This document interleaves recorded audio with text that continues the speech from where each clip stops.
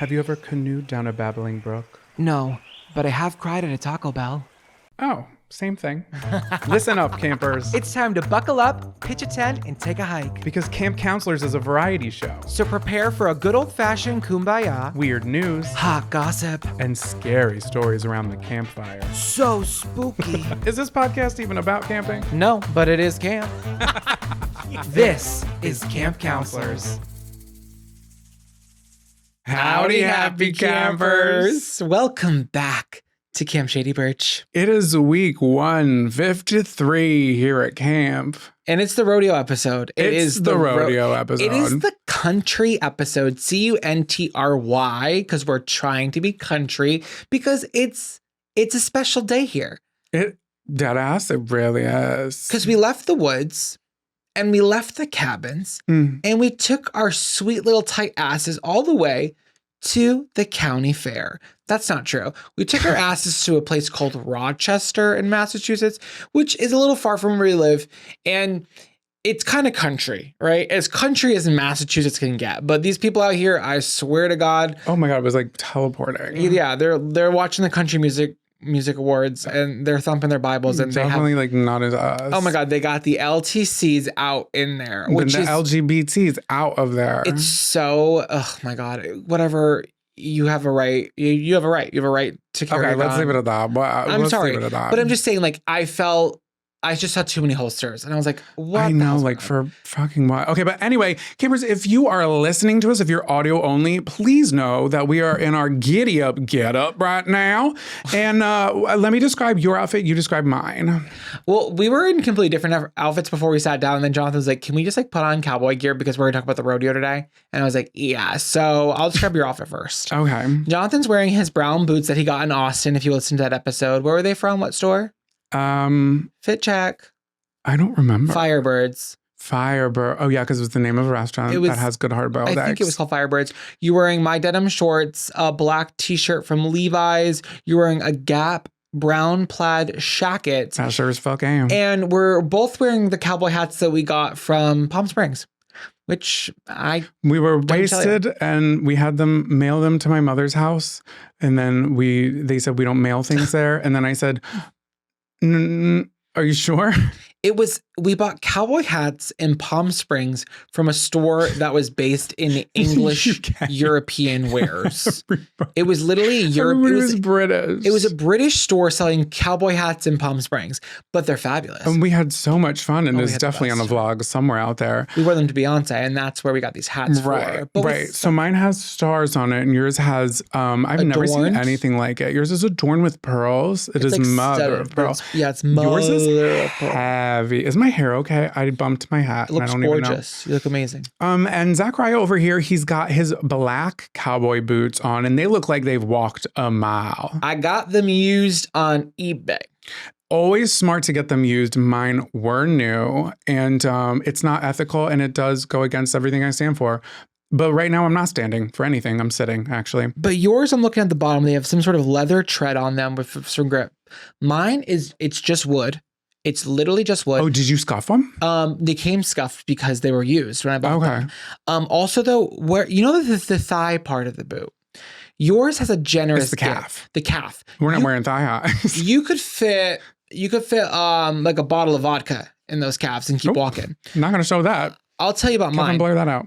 Mine it's suction cupped in here. There's heat radiating from my cankles and it's starting to swell. Mm-hmm. And I'm feeling a level of moisture that I'm not comfortable with, especially being indoors in my own home. Mm-hmm. But I'm doing it for the show. Also, I'm a size 9.5. When you put the tips together. Well, the US standard shoe. But when I'm looking at them together with my feet kind of crossed, they're kind of giving less cowboy and more like no one mourns the wicked. You look like a witch. I look like it's not October fucking yet. Broom, bitch. I'm about to fly away. Like I think they're just too tight. When we say kicking our little feet laughing, like that's what I'm talking about. But okay, I didn't describe anything else you're wearing. You're wearing black jorts.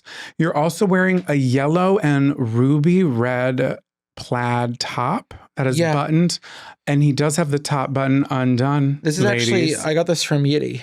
Who? Yiddy. What's that? Lizzo's clothing line. I'm just messing with you. It's just a plaid shirt I got from the thrift store. Is that really what her thing's called? Yeah. Put some yitty on your titties. That's like one of the best lines I've heard in music in years. Well, okay, let's start at the beginning because the cameras are like, what's going on? Also, look, there's still dirt on my boot. Oh, you love that. I brought the memory of the rodeo here with us on this very day. So it all starts a couple weeks ago when Kira, a friend of the pod, Kira's brother went to the rodeo with his girlfriend. And they were like, you guys should go. And we said, Wait, there's a rodeo in Massachusetts? I've never heard of anything like that. I didn't know there was a rodeo even on the East Coast at all. So it used to be somewhere else, but they lost custody of that land. So now they've moved it temporarily to Rochester, which is closer to us than where it was before. So we were trying to find a weekend to go because every other weekend, and last weekend was perfect to go. So we got there around 7:00, and Jonathan took about 4 hours planning out his outfit. You looked great. Thank you. I was wearing this shirt, which I haven't washed since then. So I'm just really reliving it in this moment with you. But when we're driving out there, since it's not that far, I wasn't expecting it to be like the terrain to be drastically different than the hydrangeas and the sand and the whales that I'm used to. But it changed, and it changed really quick. And the cell phone service cut right the fuck out. I know. And it's like, so we really were out in the country, even though we're in Mass. So we get out there and everyone's bringing drinks, right? So you had to bring your own like creative container because you can't have open container there and they don't sell alcohol. This is all alleged. I'm making this up for the show, right? No, for entertainment purposes only. Wink, wink. But so we get there and so Jonathan has those big prop cups. He loves to get something that says like, so we have the McDonald's one that you probably have seen like a year ago on the show. He was drinking out of a lot. I had to get it out of storage. And then you had the Piggly Wiggly one that you bought. You love a big prop cup. I do. So you use those two. And when we're walking in, I was like, Jonathan, can you look, I'm going to pay for the tickets because it was $20 a person. I was like, can you look a little bit more discreet here? And you were like trying to hide them, but not. And I was like getting a little annoyed with you because I was like, can you just like be chill with this? I was literally chill. You were the one who's not chill. And it's usually the other way around. So let's get that story straight. Well, we got through by the grace of God. Well, they knew it was alcohol. No, but also I can't get arrested. I can't be thrown into rodeo jail again. And then Kira saw our drink cups and she goes, could you be any less obvious? No, it was literally, you had like the Wumbo one that doesn't fit in a cup holder. It's literally like the big gulp. Be any more obvious is what I meant to say. Yeah, I knew what you meant. It was a joke. We looked like caricatures there. But some of the other people did as well. No, but they were fitting the vibe. They were fitting the vibe there, but outside of that rodeo gate, they're not fitting the vibe in the town. Up here. But we were on their space. Sore thumbs, like a big old green, yellow thumb. No, we really did, but I could smell it as soon as we got there. Also, we parked on the grass, and something like an emotion washes over me and my body. When we park somewhere on the grass, it's always going to be something fun, whether that be a pumpkin patch, whether that be a local carnival, or now a local rodeo. Oh my God, they're very close. Really good things start on grass. Good things start in the grass in your own backyard, as it turns out. So there's some sporting events happening at the rodeo. Right. We should talk about that. Well, that's the reason why we're there. Yeah. So there's the traditional sense where a man gets on a bull and he gets booked. And we saw that. We saw plenty of men being thrown. Oh my God, they were whipping, they were dipping, and it was a dangerous game. So the goal of the game is... Yeah, explain the rules. The rules is 8 seconds in heaven, and then you get to marry the bull. So these... No, be serious. I'm only No, you yell right at me when I'm being silly. I'm yelling at you because I wasn't clear. I don't understand it. I know that they're supposed to get on that bull and they're supposed to hold on for 8 seconds. Like that's the sweet truth. Get Jay on the phone. He knows all the rules. He put on a documentary that night. Was like, let's watch about the rodeo. And I was like, Jay, turn that off. The rodeo's over. Hang your hat up. We already watched partner. We don't need to watch a movie about it. We just left. He was excited. He was, but this isn't his podcast. It's ours. So it's 8 seconds in heaven. But most of the time, these guys, they're getting bucked off. And then you know what's crazy? When you get bucked off, the bull, first of all, why is the bull so mad? They're doing something to them back there. There's something they're not telling us. I think they're teasing them because they're like outrageously upset when they get bucked off. I remember hearing, not to be graphic, but we've all heard that they would pull like the nuts. They would like pull their... You said we all heard that. I've never heard someone pulling the bull's concords. I think that's what pisses them off, and it makes them go like that would piss me off and kick a lot. And then you know there's a job. There's a job here. So when the guy gets thrown off, or the person, whoever, gets thrown off the bull is going out for blood, right? So there's other people who are in the ring who then create like a human wall in between you and the bull that threw you because you have to get up, right? And then I saw a guy limping away, and I thought, this is a lot of injury. For what? Are they getting money? They've got to be. I think it's, well, the one that we were at was the last one. No, it's the second to last one before they go to nationals. To get in there. Oh, before nationals? Well, we paid to get, okay. Campers also, let's just be clear, this was also the Make-A-Wish night. Yeah. So our money was going to a good cause. Well, even if it wasn't Make-A-Wish night, we still could have just gone because we wanted to go. No, we could have, but I just go for Make-A-Wish night. No, babe, I'm trying to make us look better than we actually are. The rodeo, there's something wrong. Well, is there something wrong with the rodeo? I don't know. That's why I'm like, is it? The bulls are going to be bucking anyway. I might as well sit in the stands. I do feel bad that we're sitting on bulls. Like, I guess like that is like inhumane, right? But it's been happening forever. So does that make it better or does that make it worse? I think the line is always, no, I didn't sit on the bull, and the bull was, thought about that. No, I was literally, I can't stop thinking about it. That's all I was thinking about when I was there. But also, hey, I was having a good time, and I didn't feel, so I don't care. I didn't feel bad when the bull would buck the person off and then stomp on them. Period. Because, and I'm not one for violence. I'm really not. I don't wish that on anybody. But it's like you put yourself in this perspective, and it's like the name of the game, you know? It's like, I'm not going to say that next sentence. I also don't like need to go see this and not see violence. Well, we don't need CTE, but I don't need CTE, but if I don't want the guy to open the gate, right? And then the bull walks out and then like plays solitaire. Like, I'm here to watch. You want to watch them like whip and dip. Yeah. So there's plenty of whipping and dipping, but there also was a secondary event that I also thought was interesting. Oh, the cowgirl roundabout. It was the cowgirl roundabout, and how this one worked was they would drop these like hidden doors, and this girl would come out, open the gate. Okay, they open the gate, and this girl comes out on a horse, and it was just cowgirls. And they basically have to like run across the field, the horse has to run around a barrel, and then run around a second barrel, and then a third barrel, making this order. Like a 3-leaf clover is the shape that they're doing, but like looping. So it's kind of like weaving, and it has to be fast. And the fastest horse and the fastest cowgirl wins. And if the horse knocks over the barrel, you're out of here. Plus 4 points. So the glue factory with ya. It's plus 4 seconds, which at that point you're out. You're not going to win. So this was entertaining, a little bit not as interesting, but what I will say is sometimes they would open the trap door. Oh, and this is a shame. The horse, I could tell, was nervous, and it was going slow for this one girl, and her time was really tripling, and then she knocked over a barrel. And all I could think about was, this is not how it went in dress rehearsal. Mm-mm. This is not.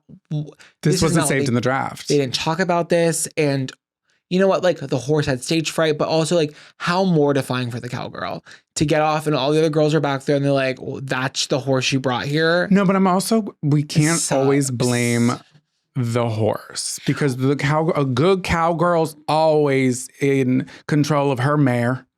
And I'm not sure who's at fault here, because I'm not a professional and I'm not going to pretend to be. But so that's how I know we're not bad people, by going, because we looked at each other when that cowgirl was really failing, and we thought to ourselves, we said, this is hard to watch. It was hard to watch. And the thing is, like, everyone's cheering for the people who are doing really good. And if you're on that horse and it's happening and you don't hear a single person clapping and people are like eating their food and looking away. Oh, it's a tough crowd. The rodeo, and then you just got to stick it out. Arguably, the rodeo might be the toughest crowd. If you're not performing, you're not getting anything. It's dead. It's crickets. And that's why I'm just like, oh my God, you guys have such a, not all, but like a lot of them have such a big problem with gay people. I'm like, you're performing, we're performing. Hello. It's just so interesting too, because like this could have been arguably a little bit more boring had we had not been drinking, because we really were like amped up. And the one thing I was really looking forward to at the rodeo was a fried dough. I was saying it from the jump. I said, I cannot wait to get there. I was saying it before we even hit the road. Do I have a draw? You're putting on an accent, and it's like, it's so watered down, but still there. So it's like, if you're going to do it, then do it. But if you're not, then don't. I'm ambidextrous like that. And I was like, I need to get a funnel cake because I haven't had a funnel cake in so long. And Lord knows I don't even like powdered sugar like that. But I needed to get is it coming out. I can't tell. Bless your heart. Lord knows I don't even like powdered sugar like that. I just needed my sweet tea and my funnel cake. And you call it a day. Never crave sugar. I don't. Okay, fried dough, which is the same thing as funnel cake wherever you're from. Fried dough is the combination of sugar and carb. Anything better? Yeah. No. Oh my God, I know where I was last time we had it. It was at the Renaissance Fair. King Archer's Fair. But they didn't have it. So I did buy a $2 popcorn from the Make-A-Wish Foundation booth. And the popcorn was fresh, but I wanted something sweet. So that was a real kind of shining moment. Mm-hmm. The fashions were fashioning. It was like a 65-degree night, which, you know, in September, it is a joyful occasion. It is nice to kind of be outside with your friends. Kira was really into it. She was really into it. Like, that's what I love about Kira.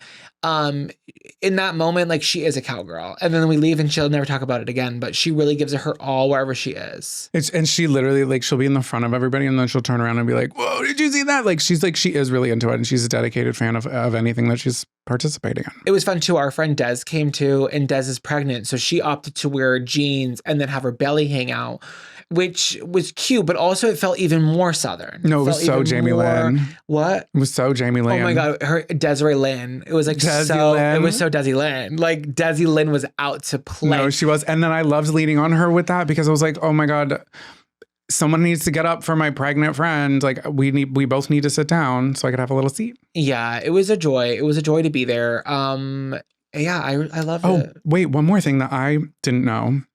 Because the way you were talking about the horses, and I wonder if this is applicable to that. I didn't know about the rodeo is that when you're competing in it, it's not your bull and you don't get to pick your bull. It's like a raffle and you're randomly assigned a bull. That kind of hit me and shocked me in a way that I don't know why it shocked me, because I'm like, it's not that big of a deal, but it's kind of like the biggest deal that there is in the game. Do the bulls have like write-ups? Like, this is Sammy and here's the bastard. Yes. And the judges know them, at least at this one. This is what Jay was saying, and this was the rules, at least at this one.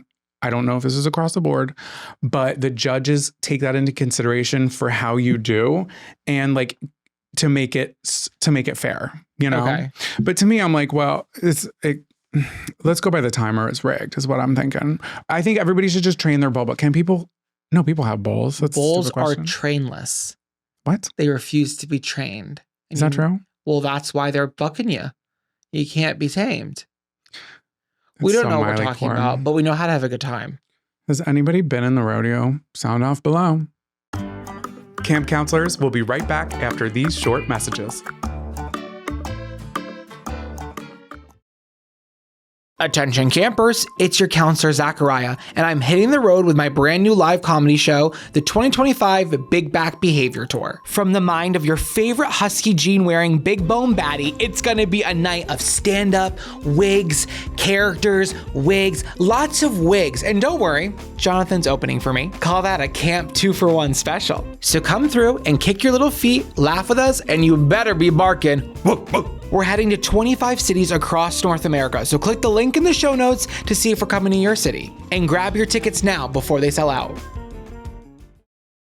This episode is sponsored in part by Pretty Litter. If your cat could talk, they'd tell you they want a litter upgrade. If you're not buying single-ply toilet paper for yourself, why are you giving your cat outdated cat litter? Make their bathroom experience better for both of you with Pretty Litter. It's soft on their paws, stays fresh longer, and it's easy to maintain. My favorite part about Pretty Litter is that it helps monitor your cat's health by testing acidity and alkalinity levels and the visible presence of blood in your cat's urine. I'm such a freak about our cat, Buffy, and her health, and Pretty Litter gives me peace of mind. Plus, Pretty Litter ships free right to my door, so there's no heavy bags to carry, no last-minute pet store runs. Advanced odor control means your home smells like home, not a litter box. We love Pretty Litter, and you will too. Right now, save 20% on your first order and get a free cat toy at prettylitter.com/camp. That's prettylitter.com/CAMP to save 20% on your first order and get a free cat toy. prettylitter.com/camp. Pretty Litter cannot detect every feline health issue or prevent or diagnose disease. A diagnosis can only come from a licensed veterinarian. Terms and conditions apply. See site for details. And now, back to the show.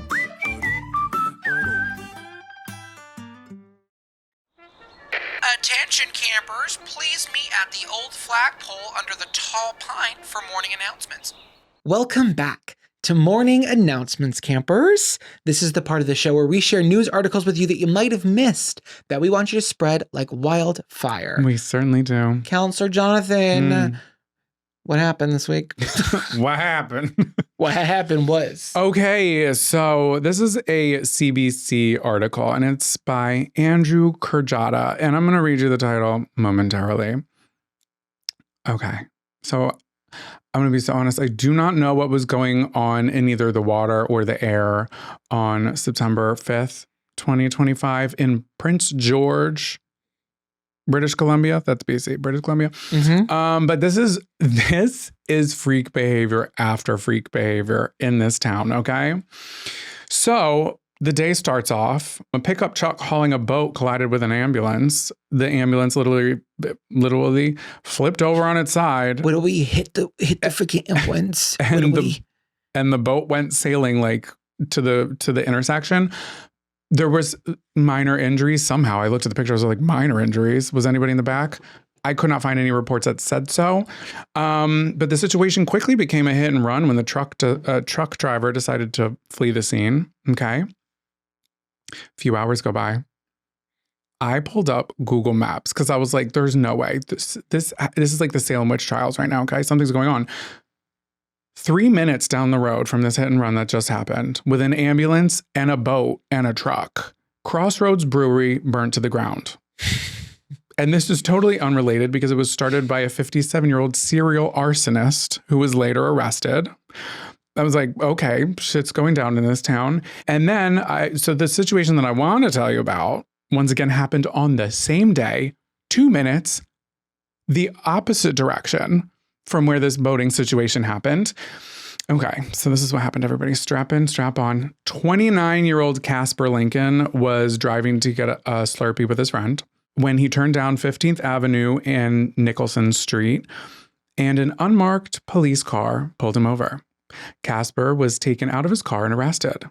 Some onlookers were in disbelief.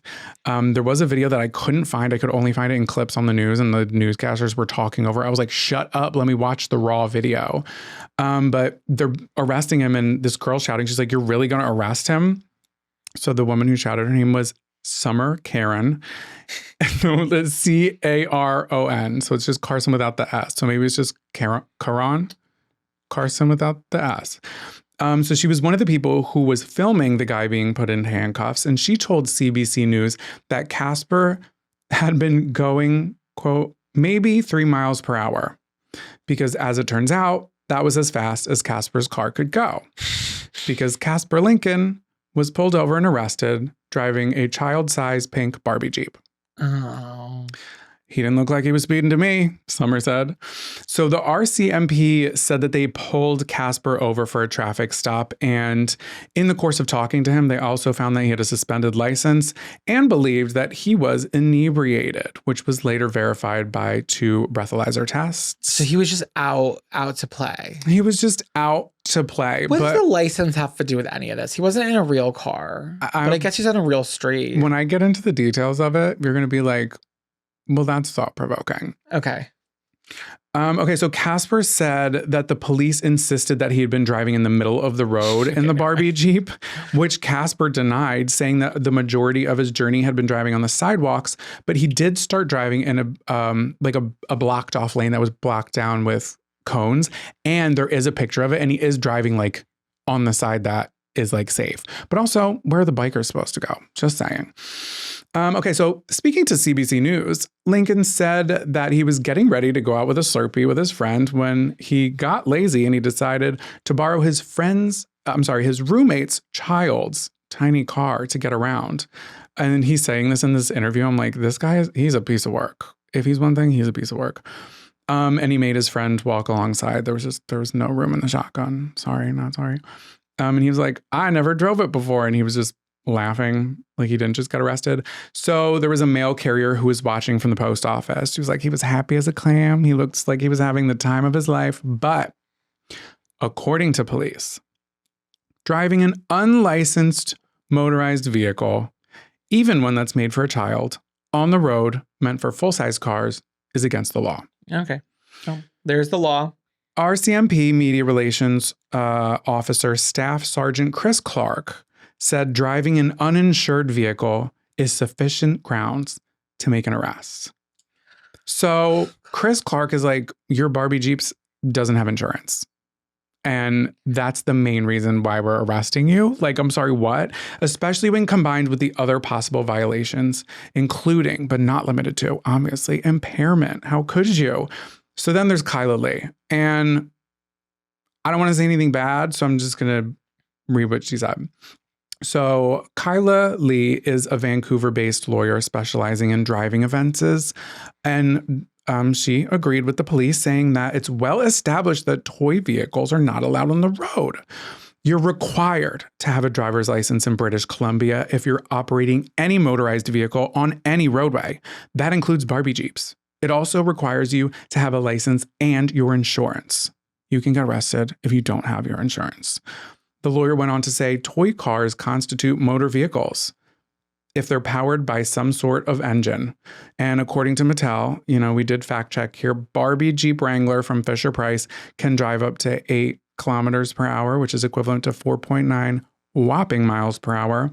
And they come with power brakes. So that's crazy that if you drove one of those, you can get 5 miles in 1 hour, like 5 miles from you. Yeah, you got 60 minutes to kill. We can drive around the track. It's usually a kid 10 times. A kid that doesn't have like their neck fully formed yet, so they gun it and their head goes. Oh my God, my brother used to do that to me all the time. I hated that shit. Okay, so keeping that same logic in mind that this lawyer just said, applying that same logic, the lawyer was questioned about children driving a Barbie Jeep on a residential street. She said police aren't likely to get involved for a child playing. It's like, okay. I know, they were just but like that's really big mad about this. You're big mad about it because you are saying that the child is doing something illegal if you're going to be that gung-ho about it. I don't view it that way. I would have been like, listen, you can't do this. Go home. You can't drive this. Get someone to pick you up. Oh, simple warning. The rest of it all, I think, wow. Let's get to work, people. Nobody wants to work. I guess he was drunk. He was in the road. I don't know. Okay, so this, she continues, we're still talking about this annoying ass lawyer. It's a huge public safety risk. Everybody in town's at risk because of this little fucking Barbie Jeep. I'm not buying it. If you're using it on the sidewalk, that poses a risk to pedestrians and to children. If you're using it in the roadway, that's a risk to yourself and to other drivers. Other drivers aren't looking for Barbie Jeeps. Other drivers should be fucking looking for Barbie Jeeps. What are you talking about, ma'am? If you're telling me a bright pink Barbie Jeep that's probably gonna have a child in it, if a driver is not looking for a Barbie Jeep. I'm not looking for them ever, honestly. I'm hitting them, all of them. I'm hitting I've hit so many Barbie Jeeps. Okay, so Casper Lincoln said and he's like laughing while he's selling this. I'm like, this guy is crazy. Casper Lincoln says he's been arrested by police several times in the past, but this is the most hilarious one. As a result of the incident, Casper said he's facing a driving under the influence charge. He's getting a DUI for this? He's getting a DUI for this. Oh my God, this is... And a possible, like, a star on his... What is it? A star on your ticket? I don't know what it's on your called. license? Yeah. A point. It sounds good, campers. It's not good. You don't want points. So he said he plans on disputing the ticket, but added that he doesn't hold it against the police for bringing him in. They were just doing their job. He's being like so like lighthearted about this whole situation. He said, quote, he was really nice, Casper said, of the arresting officer who was on his first day of the job. Oh my God. Now he just started being a cop and now he's already in an article. It's oh my God. And this is like huge. Like this is in British Columbia. We're talking about it in the United States. Yeah, it's gone transatlantic. Casper, though, insists that he had no clue that he was breaking the law. Look, I wouldn't know that he was breaking the law either. He said, I was using hand signals and everything. So photos and videos of the Barbie Jeep quickly spread online with a mixture of humor and disbelief. Several memes poking fun at the incident have been made and shared on social media. This is just so obvious, obviously. But there was one, it was like GTA was Grand Theft Auto. And it looked like the cover of Grand Theft Auto was all the shit that went down that day was all on this one cover. I thought it was hilarious. Let's take a look at the pic. So Casper said, this is the last sentence, I swear. 2 sentences. Casper said he is taking it in stride, enjoying the jokes and the messages he is receiving from the people who have posted about his arrest.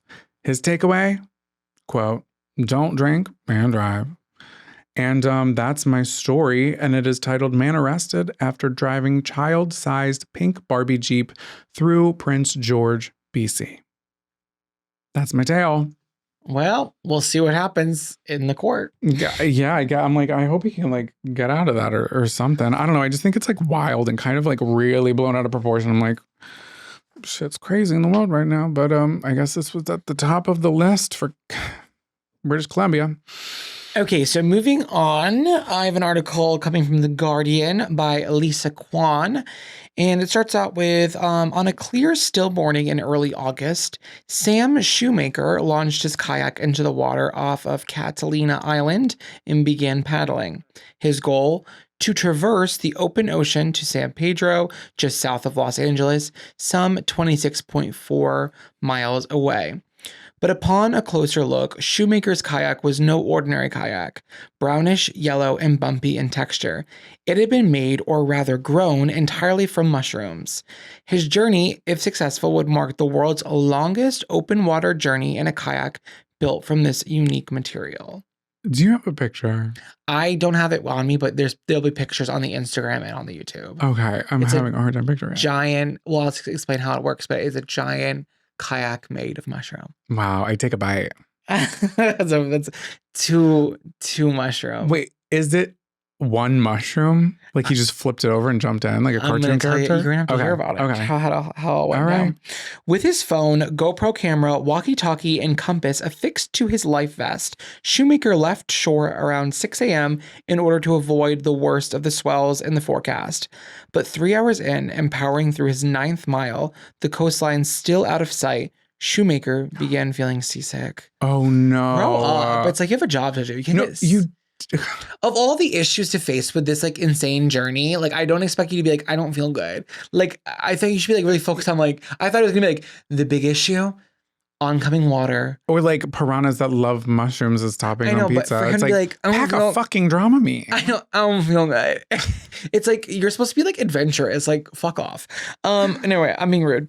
Suddenly, this is crazy, this part. And they really just skate over this. Suddenly, he heard the sound of a large animal breaching the water. To his left, a fin whale, flashed its glistening tail, then trailed slowly behind him as the 50-foot creature followed him for 3 miles. Shoemaker found the strength to finish out his maiden voyage. He said, "I felt like it was a psychedelic experience when he crossed, when he made his crossing in 12 miles. So there's a giant like fish. What is a fin whale? Maybe they meant whale fin. It's 50-foot creature. How big's 50 feet? We never know this kind of stuff. Think football fields. That's not football field. That's not 50 feet. Oh, that's a yard. 50. I don't know. We're not sure. No. But this sounds big. So he made it. It took him 12 hours. Okay, but the whale is probably like, now what on earth is that? Because they couldn't even see. It couldn't even see that there was a person in it. It's just like, well, he's bored. I can smell it. It's like, this is not plastic kayak. This is mushroom kayak. Yeah, this is from Earth, and I've never seen Earth before. I've never seen dirt. I've only seen sand. Whales have never seen dirt? They do not do vacations in the cabins. Whales have never been to a rodeo. It sucks. This whale has. As he stumbled onto shore with his mushroom kayak still intact, the artist and mycologist embraced his friends and family, all of them hoping his voyage would usher in a new wave of curiosity about the unconventional fungus material, which Shoemaker and others argue is more environmentally friendly option than the plastics that are used extensively in boats and other aquatic recreation. So Shoemaker began his career as an artist creating sculptures with propagated mushrooms. So he had like an MFA from Yale, and he was like making these like kind of like cool like kind of vases and then having mushrooms grow out of them. And he was like just really fascinated with like mushrooms in general. So eventually his interest grew beyond the gallery walls, and Shoemaker now belongs to a small community of scientists and artists exploring the potentiality of fungal innovation as an alternative material that could be used in everything from kayaks and buoys to surfboards. The mushroom heads. So he started working with a group of people called Aquafang, and his mentor is Phil Ross there, and they work with like different mushroom stuff. And Aquafang has already created this kind of like fake leather made out of mushrooms, and they're already making like purses and handbags and furniture with it. Cowboy boots, I would buy. Yeah, so exactly. So you could use like a mushroom-based leather to make a cowboy boot. Now, pretty interesting. Are you going to get into durability and washability?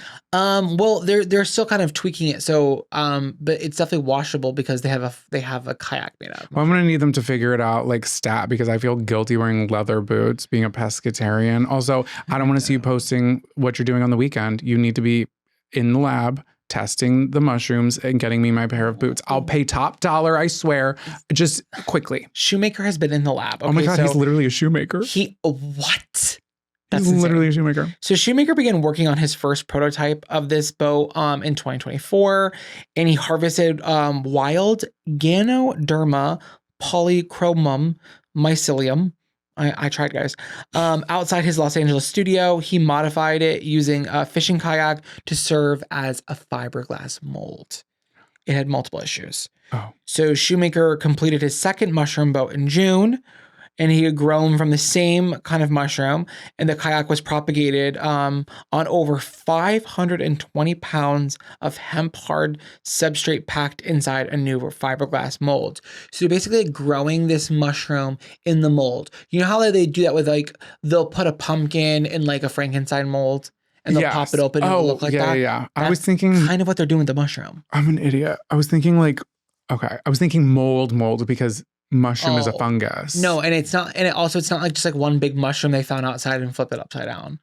They basically like packed it into this fiberglass mold to make it like like a plethora. Yeah, like a mold.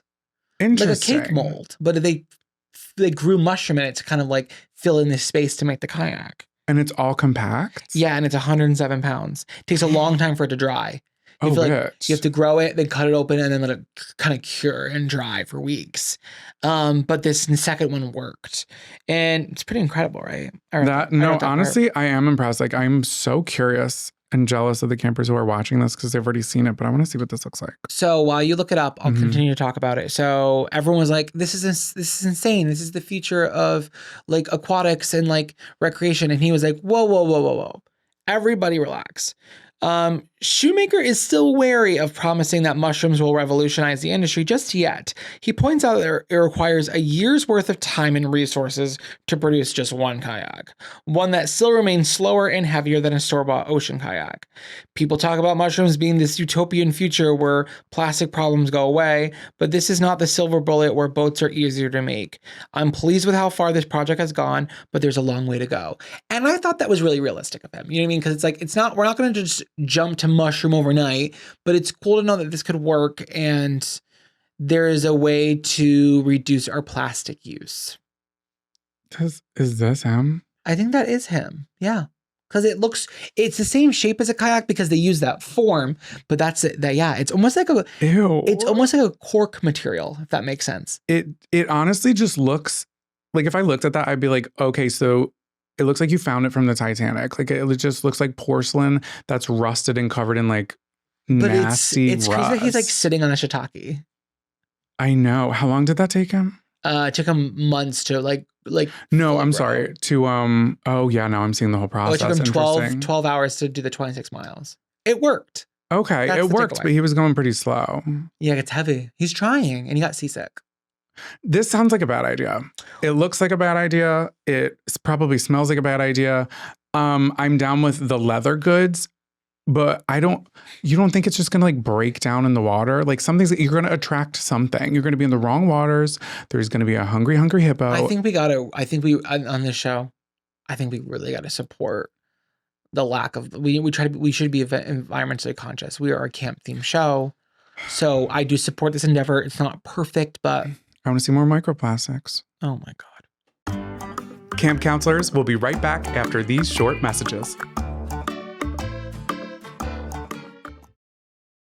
This episode is sponsored in part by Cash App. I'm all about personalization, and if I can add my own style on something, I will. One of the coolest things about Cash App is that you can design your own debit card. You can pick from a bunch of different colors and patterns, add your favorite stamps, doodles, or even you and your friends' inside jokes to make it totally unique to you. You also get savings on stuff you're already buying. Cash App customers can get exclusive discounts for things like coffee, boba, video games, and more. And if you're the type of person who loves concerts or exclusive drops, your Cash App card gets you early access to ticket sales for huge tours like Kendrick Lamar and SZA and Sabrina Carpenter. You also don't need to worry about any random monthly charges or minimum balance requirements. It's a financial tool that works for you with awesome perks and looks that fit your vibe. Why settle for a boring card when you can make one unique to you? Take control of your money today with Cash App. If you're between 13 and 17, you can still sign up. Just ask your parent or guardian for help to open up a Cash App sponsored account. For a limited time only,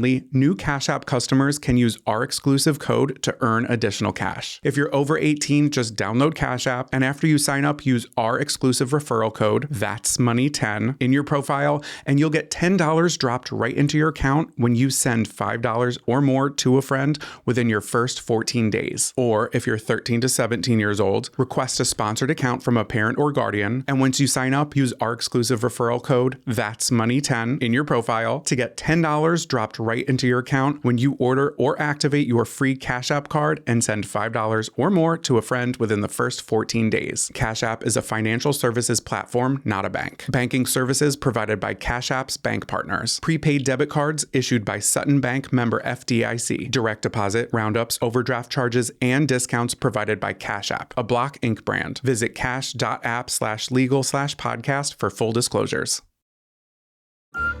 And now, back to the show.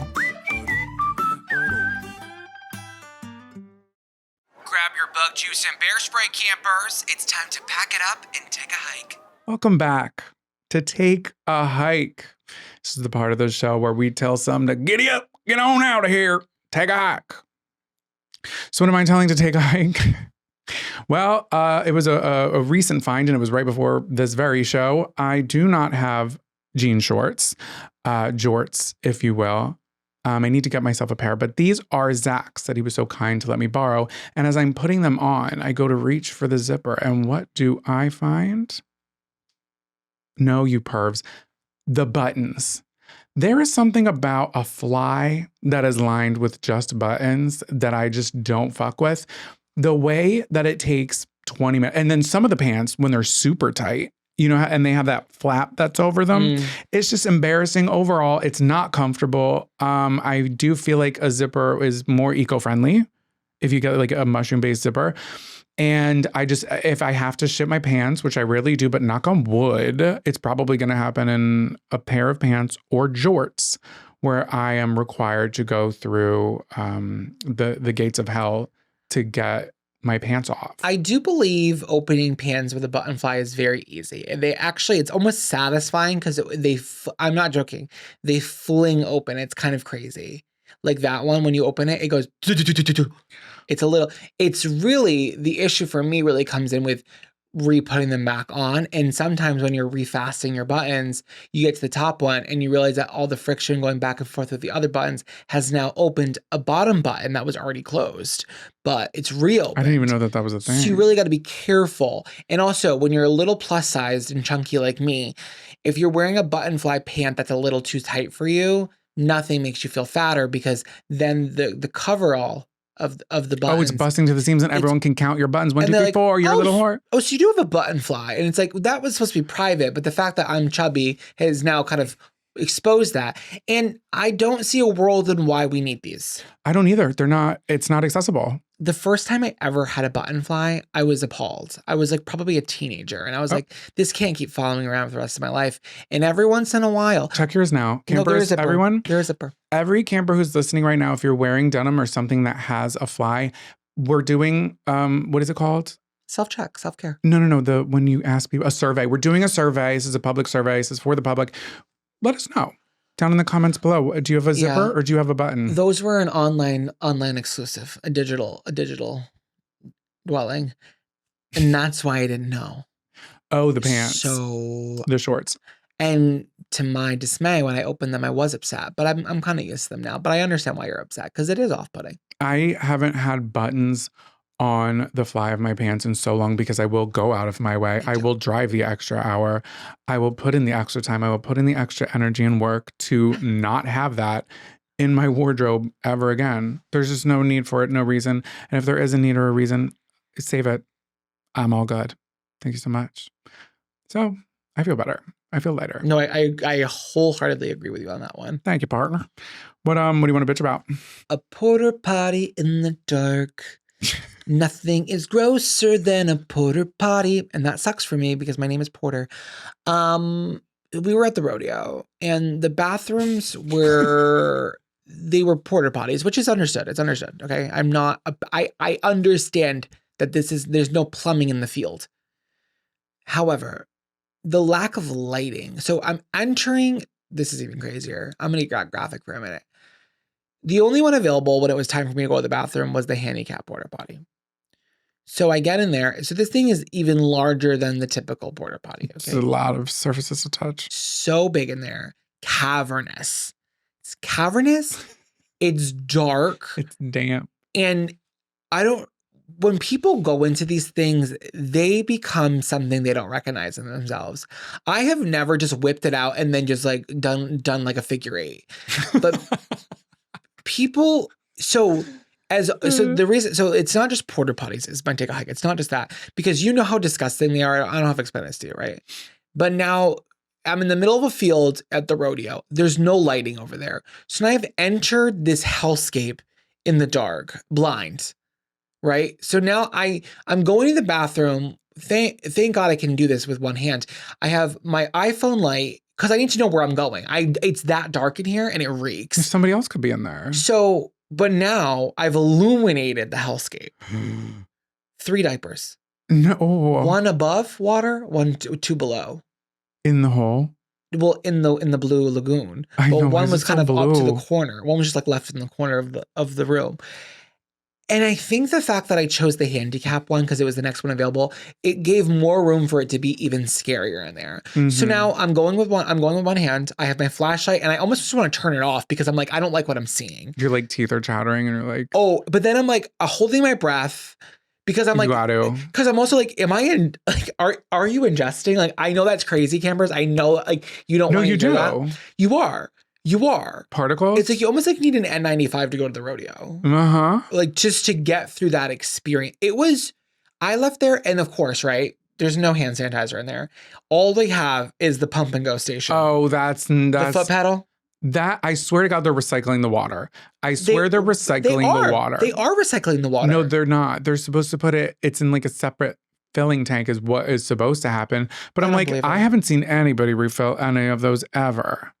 But it is a little satisfying to push it when it starts like pouring out. I'm like, I made that happen. It was corroded. And no, that is like nasty. Water, and I'm sorry, not a lot. I wasn't seeing a lot of sanitary people at the rodeo. I wasn't. So it's spitting water, and then I'm using the hand soap, and it's like you can take 1 pump of it, and you can tell it's like, oh, they just mixed the water in with the rest of this. There's like no soap left. It's like a truck stop. It's gray. Oh my God. So then I turn around. There's not a single thing to dry my hands on. So now I just had the worst experience of my life. It reeked in there. It was so foul. I was breathing it in. I just did a haphazard job of my like hand washing. It's disgusting. I turn on and now my hands are soaking wet. I had the sanitizer. And I'm walking back to the group and I'm like, I honestly would have rather shit myself. It was like getting like, and I only went pee, but it just was so dark. And what a bad time of day. And to think that the event started by parking in the grass and we were so excited. I would have rather pissed at the car, but we honestly, where we parked to was, we like lucked out because we got such a good parking spot in terms of being close to the door, like randomly, because some people got there before us, but like the way they cycled it back, we were near the entrance, but I couldn't pee there. Like I almost wish I would have went to the woods. That would have been easier and probably more sanitary. Almost 10 times more sanitary. Also, the amount of liquids that I consumed over the course of those hours we were there, I didn't pee once. You were peeing inside yourself because you were so excited that you didn't want to miss any like cattle. I think that's what it was, but it was concerning when I got to the car and I was like, I still don't really have to pee. But anyway, that's awful. That sucks. And yeah, Oh my God, I'm with you We should against it. We should have like a little light attachment. It's not that hard. Just like not enough to illuminate the transgressions of everyone before me, but enough to make it seem like I'm not going in like blind here. Well, they really should have put like one of the many stadium lights that were lighting up above them. Above it, yeah. They're kind of hollow. They're kind of see-through at the top. Like it would have helped, but there wasn't. And there was no fried dough. There was no fried dough. Did we ever get to that? There wasn't any fried dough. This is why a woman's touch and a gay man's touch need to touch every outdoor event. When things are run by straight men, I'm not seeing the attention, the care, and the detail that the masses need. Now you got your wife pissing in the dark? That would have never happened had we had planned this event with the girls.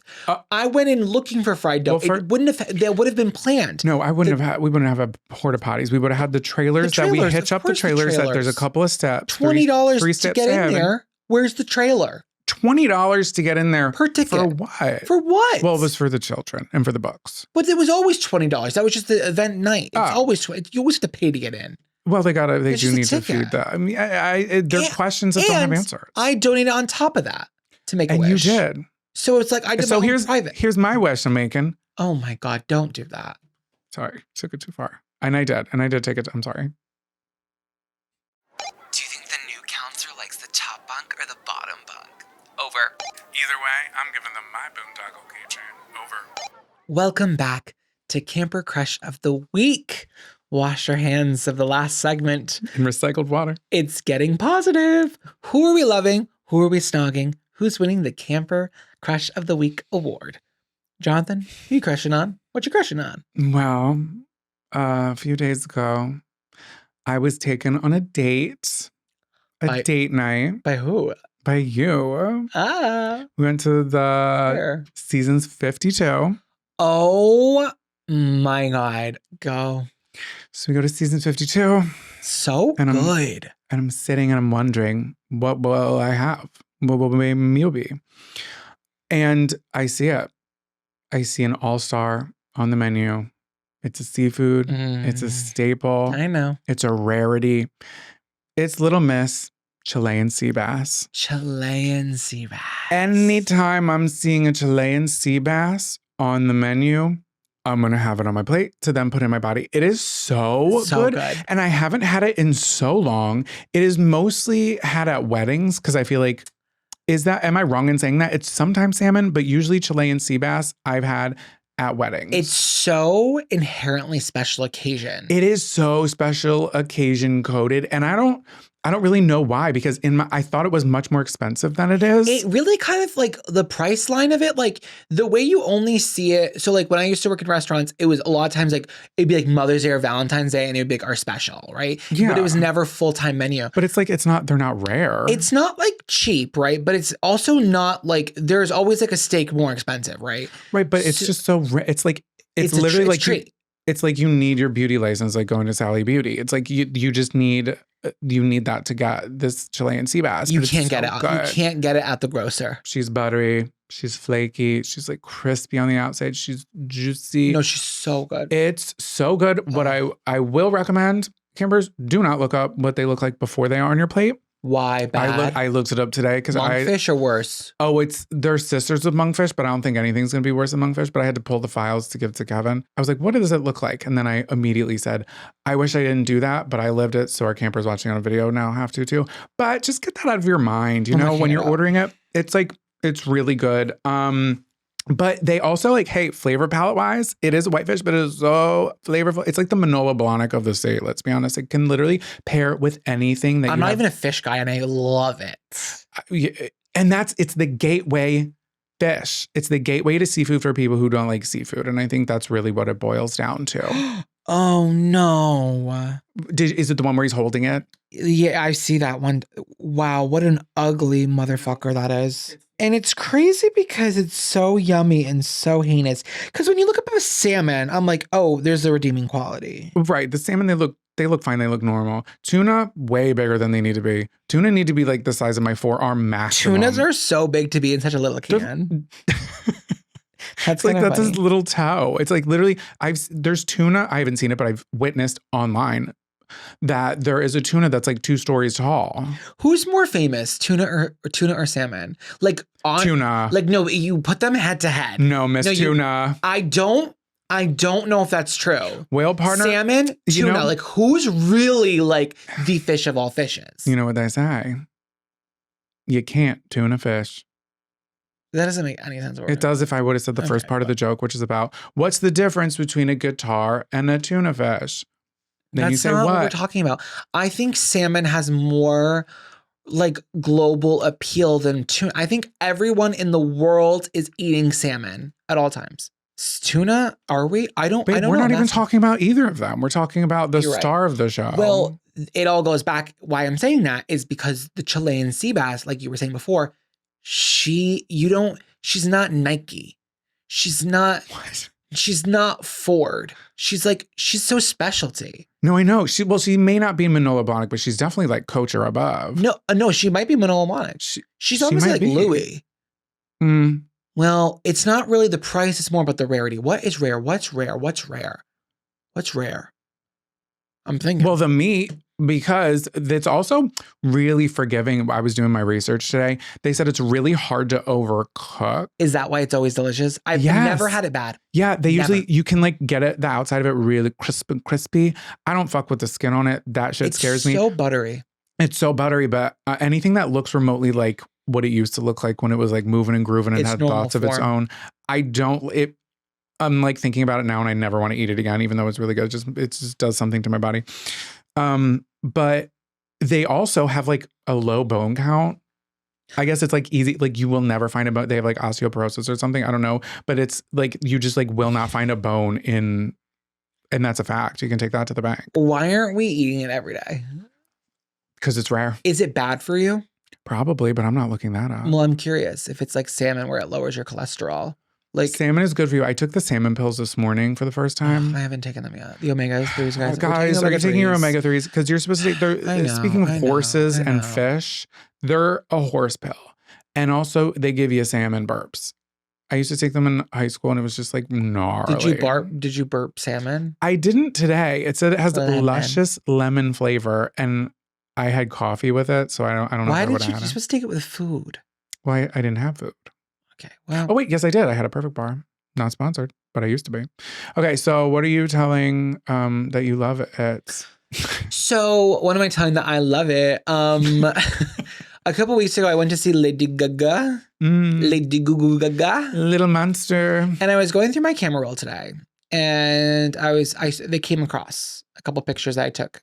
And the real like key phrase there is a couple pictures that I took, because my crush of the week this week is going out to the way that I no longer take videos at concerts.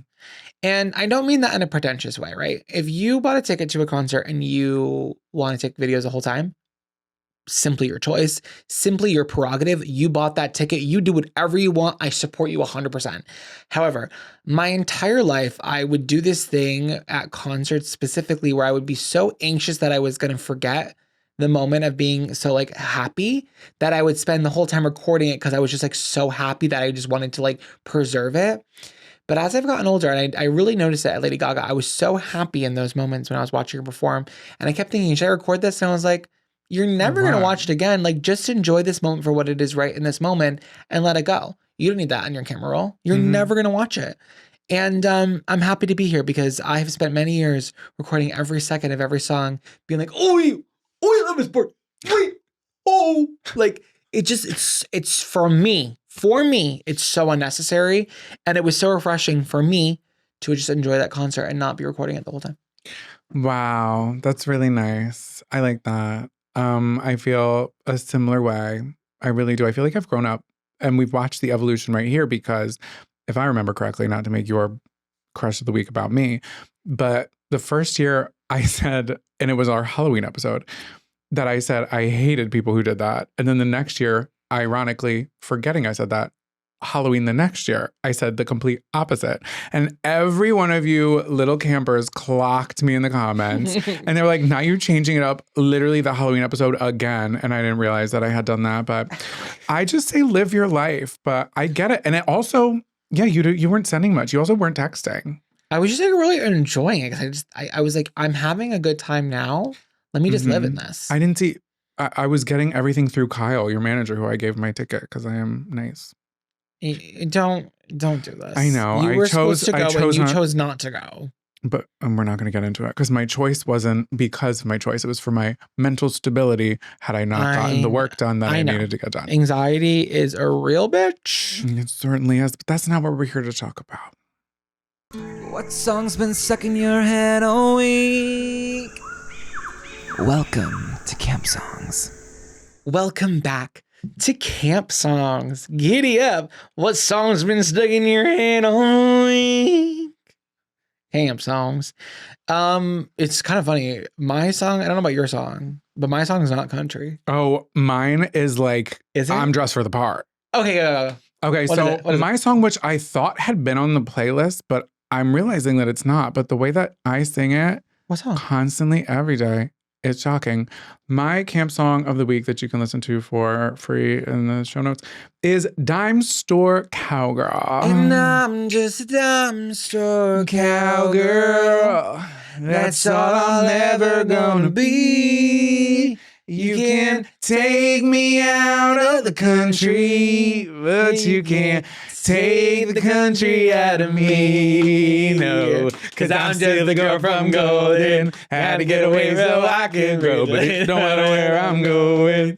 I still call my hometown home. We sing that song. Oh, wait, that's crazy. That was my all the time. That was one of my first, if not probably my first after Biscuits. So my second favorite Casey Musgraves song to date. It is so good. It is so underrated. And it's just about being a dime store cowgirl. And also the way that Casey Musgraves comes from such a small town. And I'm like, yeah, of course she's in country. Like they're all going to be like, I'm from a small town, you know, like I feel like that's such a trope. Yeah. Okay, babes. Well, when you really look up where Casey Musgraves is from, let me just tell you a little something about it. So she says in this song, she's from Golden. Gorgeous. Golden Hour. Yeah. Is about golden. Oh my God, that's a double. She is her brain. Oh my God. And it literally hit me like, why am I getting emotional? Like, oh my God, it's been 10 years. A whole decade after the album came out and I never processed that. Wow. That's crazy. Okay, so Golden in Texas. Do you want to guess the population of Golden, Texas? 10,000. 248. So when we're talking, that's not a town. But when we're talking small town, and the way that she's like, no, you're from a small town. I'm from a small town. I've been to where Jonathan grew up in Chicago.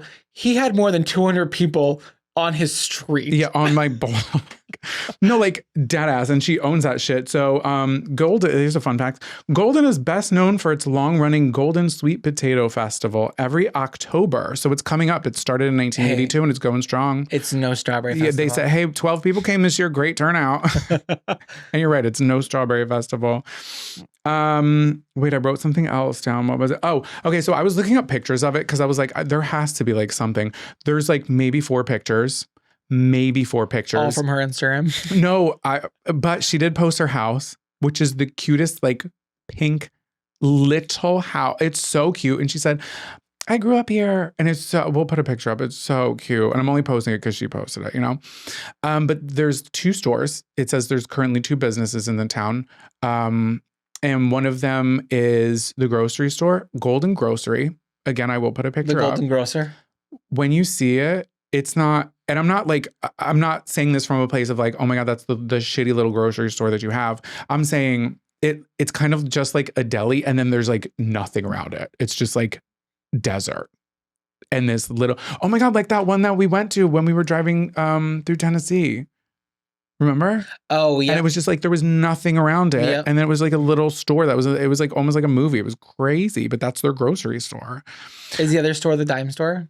I couldn't even figure out what it was. There was one picture and it might've been a post office. I have no idea. Get your mail.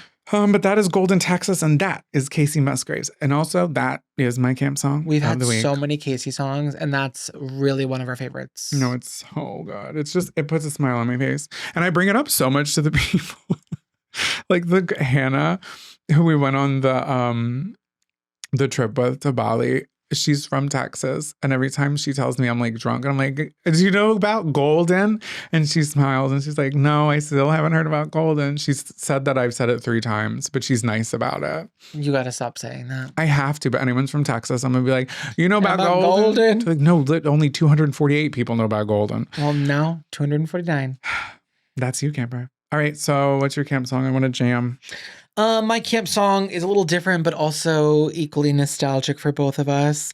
It's a song called Such Great Heights by Postal Service. This song came out 23 years ago. Oh, I didn't think it was that old. Isn't that crazy? Yeah, it came out in 2003. I want to sing it, but I'm kind of like trying to like catch the beat of it. I can do the instrumental at the beginning. They will see us waving from such great heights. How do we sing it? We're not. I can't like catch it because it's like so like beep boo doo boop boop boop bop boop boop boop. It sounds like if you got into a magical elevator and all the elevator buttons started lighting up. They will see us waving from such great heights. I don't know. I promise if you don't sing it, no one's gonna complain. I know. I'm having a hard time like catching it in my own head. But this song is so good. I was looking for a song to put on my tour poster post, which is like a week and a half after we recorded this, or before this, whatever. And I was like going through like nostalgic songs like that. And that song came up and I was like, I haven't heard this in years. I used to love this song so much. It's got such like a very like slice in time of my life feeling to it. Mm-hmm. And it made me feel like really warm and fuzzy. And I was doing some research on it because I was like, what's the song all about? I didn't realize until I like heard it. Iron and Wine did a cover of this song too. Yeah, and it was that's so of the time. It was in an M&M commercial and it was also in Garden State. And when I hear it, I go, oh my God, do I recognize their version more than the original or like equally different? And another thing happened. So this song by Postal Service was in Grey's Anatomy. It was in a bunch of TV shows. And the music video is like this kind of like weird, like space robotic factory. And these two people are in love and they're kind of like working on this thing. And it's like the soft touch. And they're like, oh my God, it's like weird, right? It's like very techie. So it was directed by these two like directors named Josh and Xander. And they did this music video and people loved it. And then Apple contacted them to then make a commercial for them with this song for an Apple commercial. And they did. And they basically just like ripped off the entire music video, like basically redid their music video. Ugh. And then they had to make a statement being like, hey, like we didn't endorse this. We didn't approve this. They basically just like remade our music video that we made with them for an Apple commercial and just took us out of it and did the exact same idea. It was like weird. That's crazy. I didn't know that. Yeah. So there was like a lot of like backlash for that for the directors. But this was like kind of like their really big commercial success and they have some other great hits. But if you're kind of like an emo, would you say like emo scene, pop punky? Pop punky, yeah, like for sure. Like a nostalgic pop punk queenie girl who has a cigarette every couple of weeks. Like it was like if you liked Owl City, your older brother liked Postal Service. Oh my God! Wait, can I just say something really quick? I just need to throw it back before we wrap it up. But someone made a TikTok yesterday that I saw. That was something I said out loud to you, and I meant to bring it up on the show because I hadn't seen anybody talking about it, but now everybody's talking about it. That Sabrina Carpenter's song that you had last week sounds exactly like Christopher Drew from Never Shout Never. That just sounded like gibberish to you. Never mind. Like Baby, I Love You and Never Want to Let You Go. Was that what song did you do? I don't remember. Campers, I'll find a reference and I will post it on our Instagram. Now I'm getting nervous and clammy, so I guess we should wrap this rodeo up. Yeah, you got me confused and kerfuffled, but we'll find our North Star all the way down to Golden, Texas. Thank you so much for listening to today's episode. If you haven't yet, please rate and review our show 5 stars. Wherever you're listening, you can write into our Monday episodes at camcounselorspodcast.com or camcounselorspod@gmail.com. Also, come see us on tour if you want to. I'll wear my boots. Nashville, I'm wearing my Chili's boots. Oh, hell yeah. Made from the leather boots of a Chili's, but on my feet. It's literally made from the leather of a booth. Like, so I wonder how many people sat on that. Clever. Tacova X Chili collab. We love you guys so much. We will see you Monday. We'll see you next week. We'll see you forever. And with that being said, lights out, campers.